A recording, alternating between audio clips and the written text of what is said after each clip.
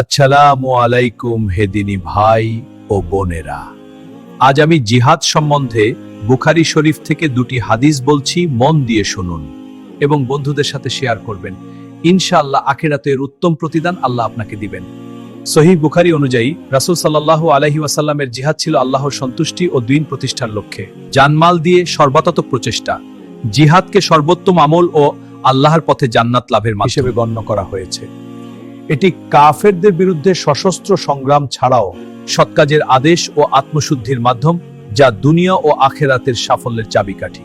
জিহাদের মর্যাদা। আবু হুরায়রা রাদিয়াল্লাহু তাআলা থেকে বর্ণিত, রাসূল সাল্লাল্লাহু আলাইহি ওয়াসাল্লাম বলেছেন, আল্লাহর পথে সকাল অথবা সন্ধ্যায় একটি জিহাদ চালানো দুনিয়া ও দুনিয়াতে যা কিছু আছে তার চেয়েও উত্তম। আল্লাহ সবাইকে হাদিসের এই অমূল্য কথাগুলি বুঝার তৌফিক দিন। আমিন। আল্লাহ হাফিজ। ফি আমানিল্লাহ।